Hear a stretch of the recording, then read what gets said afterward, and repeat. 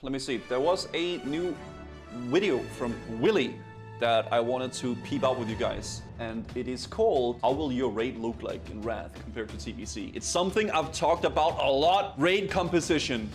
In TBC, if you don't know, raids are like groups. Buffs are like group-wide, right? And that will be changed in Wrath. We're gonna have tricks in the trades of rogues. We're gonna have Styria from Death Knights. We're gonna have a whole new class called Death Knights. There's gonna be a lot of different things in Wrath, and it's actually gonna be quite interesting to see, because I haven't played Wrath since back in the day. So from my perspective, it's gonna be a very different sort of raiding, and I'm actually quite looking forward to that. Wrath of the Lich King has two major changes to the PvE scene that's going to have your raiding team thinking about how best to build your roster to enable your success in the raid. Oh, also, before we start, there's also 25-man raids and 10-man raids, plus hard modes. There's actually a lot of changes to the raids in general. I think I'm going to do 25-man raids personally because, let's be honest, guys, the gear is better, okay? There's better gear. 10-man raids are very comfy, they're very cozy, but the gear is just not as good. And I want the best gear. I'm not going to lie, you know, but yeah. Raids to come. Those are the buffs given by certain classes or specs are now raid-wide instead of being just party-wide, such as Unleash Rage or Moonkin Aura, and now there are two difficulties for raids between 25 and 10-man. Whilst 10-man was specifically designed by Blizzard to be more accessible and frankly just easier than 25. Honestly, there's no shot I would do both. I feel like that's too much, man. That means that, like, if I had two characters, I would be raiding 4 days a week just on those two characters. No, man, there's no way. Maybe I would do like 10-man raids with viewers for fun. Maybe how I would actually do it for Wrath is I would have a guild to do 25-man raids, and then we would do 10-man raids with viewers. That could actually be very fun, right? Because then I would have my main raid where I really try hard and really focus on my big 25-man, and then I could do 10-man raids with viewers. Because I think they don't share lockouts. I'm pretty positive they are on separate lockouts, right? So you could do 25-man and then 10-man. But no, I'm not too sure. Maybe they're gonna decide to make those shared, right? But we'll see. What do you mean you raid BT, Hygiel, SSC, TK, Gruul already on all your characters? I don't. I do one SSC, one TK, and I do BT and Hygiel. I don't do all those raids. But yeah, we'll see, guys. Obviously. Eventually, they said they'll change it so raids IDs are shared. Okay, well, okay, that's fair.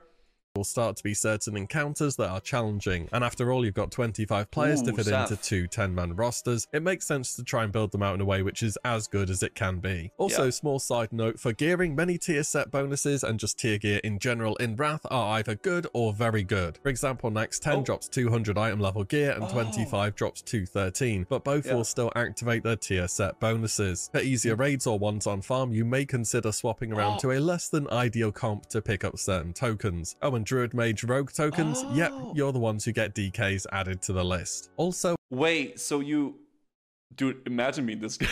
Dude, that's so, wait, I'm this guy. No, God damn it. I'm that guy. I was about to say, imagine being this guy. But that's literally me. I'm gonna play a rogue, you know? I'm gonna have a rogue. Frick.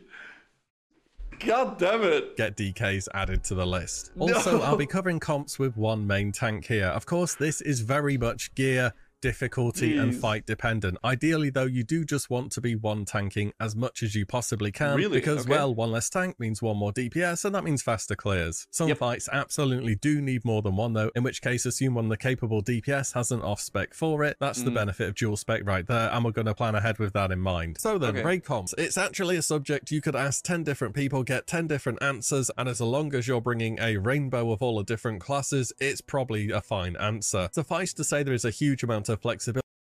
A rainbow of different classes, he says, and he puts literally 8 warlocks in the raid. In what you can bring, so it's mainly an exercise in building out a comp that synergizes well together and has as many buffs as it possibly can. So first we're going to look at two different 10-man raid comps, one focused around casters, a second around physical damage, and then one 25-man comp after. The first thing you want in a caster-based group is a good prop pally tank. In fact, you could say that for every single raid. I was about to say, I feel like everybody's gonna want like a prop pala. Every single paladin spec in Wrath is broken, busted OP. Comp ever, but especially casters. The group is going to be stacking stuff that affects spells, and Prop Pala threat will be affected by this, so it sounds like a good match. Next up, a Demonology Warlock. They bring a spell power buff that scales with their gear called Demonic Pact, and they have the standard Warlock utility in your Healthstone and Soulstone, which makes them a staple for 10-man caster comps. Boomkin also fits well. We always want to have a Druid for Mark of the Wild, but for casters, Druids have Spell Crit, Haste, Innovate, and loads more on top of that. Unholy Death Knight is another auto-include for casters, which may be a bit of a surprise, but one of their talents in particular is just such a huge quality of life increase, it's kind of hard to ignore. It's called Ebon Plaguebringer. This essentially lets them cast Curse of Elements as an AoE with Pestilence. If you don't have this, either Locks or Boomkins have to do this single target through tabbing on each mob. Unholy It's gonna be so weird seeing Death Knights around, man. I am gonna make a Death Knight myself, but... Man, we're getting Wrath Classic. I can't build that. Is DK's just doing this by default is a great benefit to have, and they scale with some spell damage through talents as well. We need some healers, of course. Disc Priests are just standalone good. They bring buffs we're missing like Fort and Spirit, and of course Power Infusion for one of your casters. If we're talking casters, of course we've got to have a mage in the mix. They don't bring a huge amount utility-wide aside from intellect, but they're just good in general. I'll add fire here, but you could put arcane earlier in the expansion. At this point we're only missing 3 things really: 5% spell haste, 3% crit, and of course a heroism. You could fill this gap with an elemental shaman, and frankly the other 3 raid spots are flexible and you're more or less good to go. I know elemental gets a bad reputation in Wrath of the Lich King, and yes, the demonology spell buff is better, but your roster is going to have more than one shaman because 10-man raiding exists, and they cover the buffs very nicely. The other way to get the buffs, which you could do, is to add an enhancement shaman, but that means the enhance is dropping the spell haste totem, not Wind Fury for melee, which doesn't. Oof. But I don't think Wind Fury works like Wind Fury does now. Wind Fury is like a melee haste, right? Which is kind of sad, but it's not like Wind Fury crits. It's like haste, Feel quite as good, though both these specs do a decent amount of spell damage for melees. In any case, we need 2 more DPS here and a healer. But I mean, that's a lot of haste. Imagine me on my Troll Rogue, right? Troll male Giga Chat Rogue, pop berserking. I'm playing Assassination, I get 20% haste, I get bing bong bang in the chat, and I just pop off. It's not bad. Holy Paladin is just always a good go-to for healers, so we're going to add one of them, and they synergize very well with Disc Priest. As for 2 more casters, why not get a Shadow Priest in there, and then throw in maybe an Affliction Lock as the final one. This he's talking about, this is the optimal caster group, right? This is like a caster-heavy group, basically. Only misses one buff. Not group, but raid.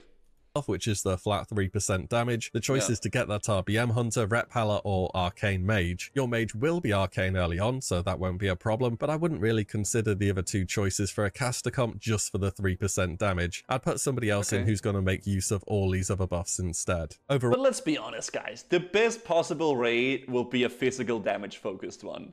We can all agree on that. Physical damage is always going to be king, baby. You have a well-balanced comp, you're ticking nearly every box buff-wise, there's a strong amount of DPS and loads of utility. Let's take a look at melee then. Assuming the prop pala for the guild is saved and went with the casters, let's start with a Blood DK this time. They bring a load to the physical buffs themselves, such as strength and agility, 10% attack power, and they can also spec into 20% pussy is a hallway, man. That's rude. 20% melee haste as well. Thank you. And they also have Hysteria, the physical counterpart to Power Infusion for one of your DPSs. When you're doing melee, you've got to bring along a Ret. They're the class that covers the most buffs in the game by a long way. 3% haste, damage, crit on top of everything else they bring. And as you can see here, with only 2 classes in the raid, we're already a pretty good way to having every buff we need. I rate Resto Druids for melee comps. Your raiding team is probably going to have one. They have a talent called Revitalize, which is similar to the tier 3 2-set proc, if you can remember that.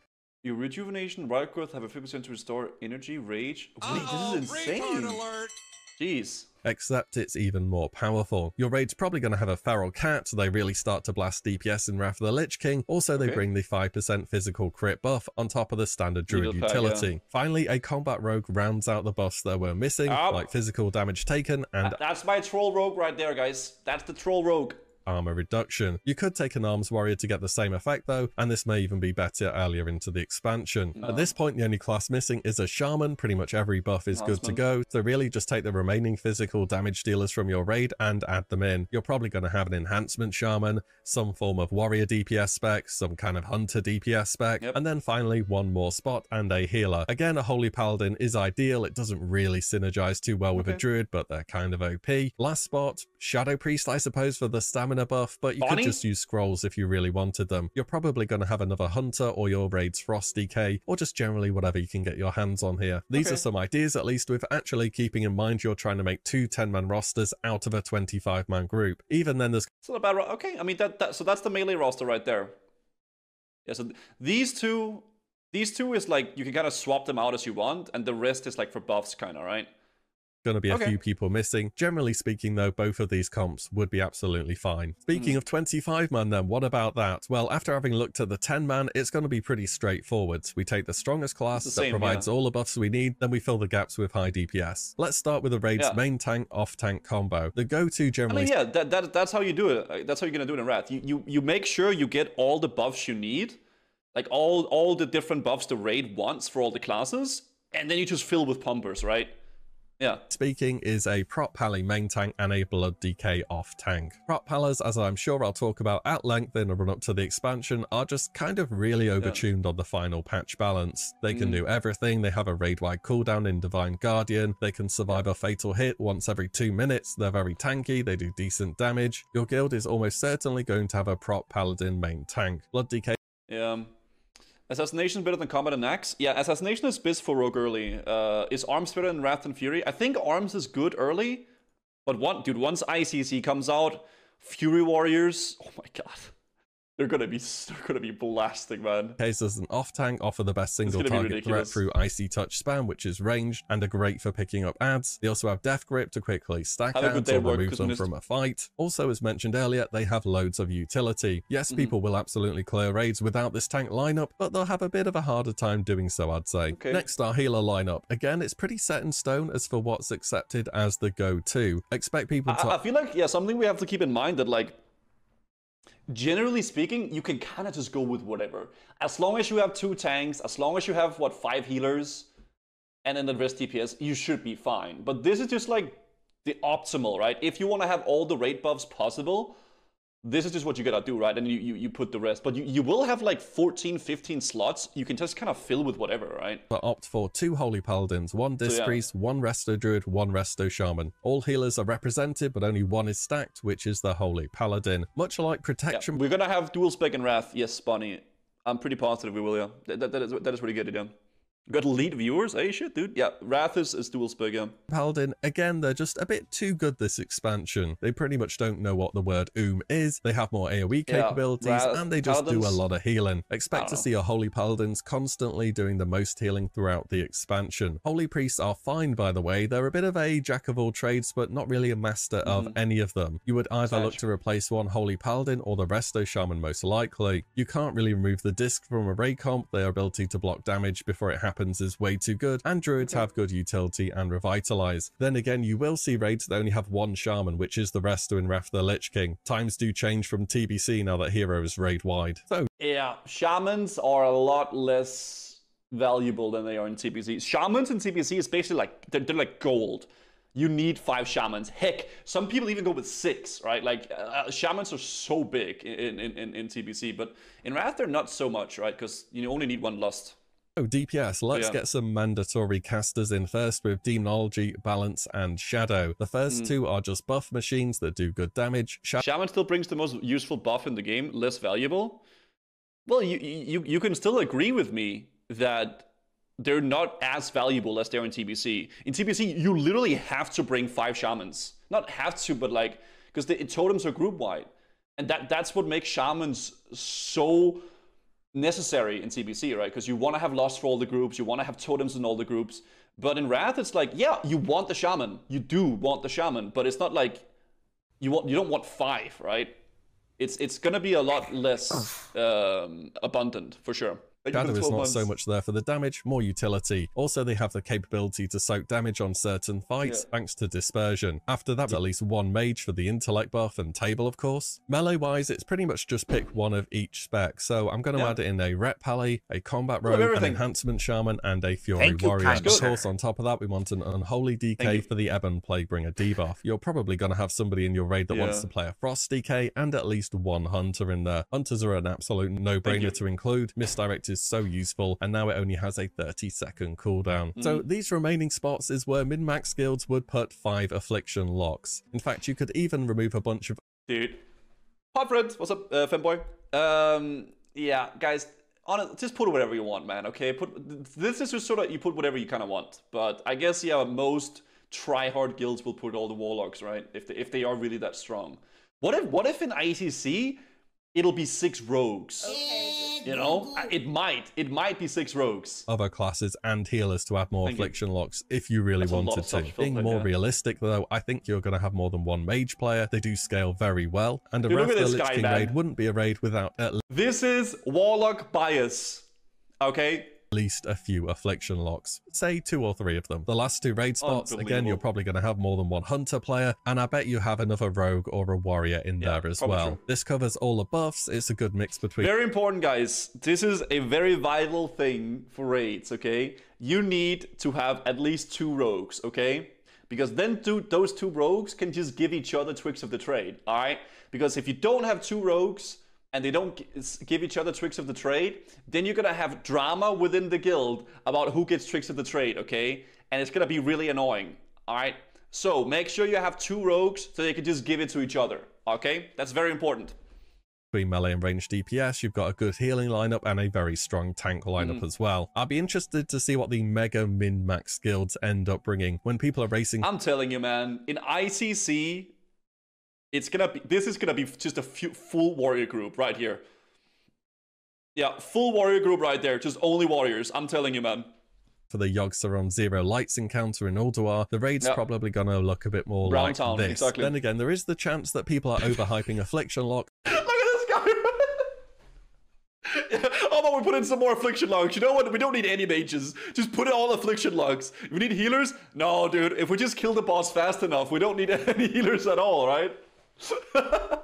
It's because so many private servers purposefully overbuff content, so the execution phase of the fight gets way longer than it should be. Nevertheless, people do rate them and they're expected to be very good. Overall though, for 25-man, much like 10-man, it's pretty flexible and depends on what kind of classes you have access to. One final thing to mention is that whilst raids won't be hard at the start of the game in tier 7, in Ulduar, some of the hard modes, particularly Firefighter and Yogg Zero Lights, are going to be quite difficult compared to what we've seen so far. And as you get better at fights and gradually begin to find them easier, the first thing that happens is that you reduce the number of healers you bring so you can add more DPS so you can just get through the fights faster. I've healed in later expansions than Wrath, and this does happen on fights where even if you know them inside out, it's easy to wipe if somebody messes up. Simply put, if you don't need the extra healers, there is every chance you are asked to flex to a DPS for some fights. And Jules, it's actually gonna be fun doing achievement runs.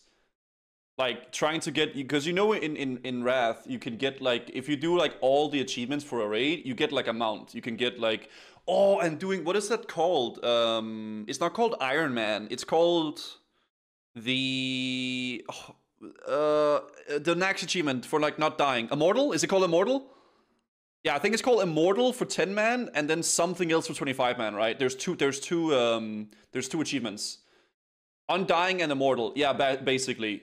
You know what we're gonna do, guys? We're gonna do an Undying 10-man raid with viewers, okay? And we're gonna do an achievement giveaway. It's gonna be crazy, all right? It's gonna be fantastic. Trust. Spec allows this as well, so it's just something. And then if you're the person who dies, you get permabanned in the chat. Let's go. Thing to think about: if you are maining a healer and you're not a holy paladin or the disc priest, you may be asked to flex during this expansion. In fact, I think a bunch of raids will get to a point where their healer comp is 2 holy paladins and a disc priest. No, honestly, on a serious note, I think there's so much fun content you can do with people in Wrath. Because there's achievements, there's like, you can do 10-man raids with viewers, There's so much fun stuff you can do in Wrath. I really think so. But we'll see what people are able to pull off. Overall though, I hope that gives you a decent impression of what raid comps look like in Wrath and exactly why. Let me know your thoughts on everything and what you bring, whether you change anything too significantly. Okay. As always, thank you all so much for watching and listening in. I shall see you all in the next one very soon. There it is. Good video, Willie. Nice. We learned something new today, guys, about Wrath compositions. I'll link the video as per usual in the chat, guys. Make sure you guys go give it a like, support Willie. And yeah, good video, man, good video. There it is. Not bad. So basically what we learned from that is everybody needs to play an Affliction Warlock or you won't get a raid slot for anything. All right, that's today's lesson.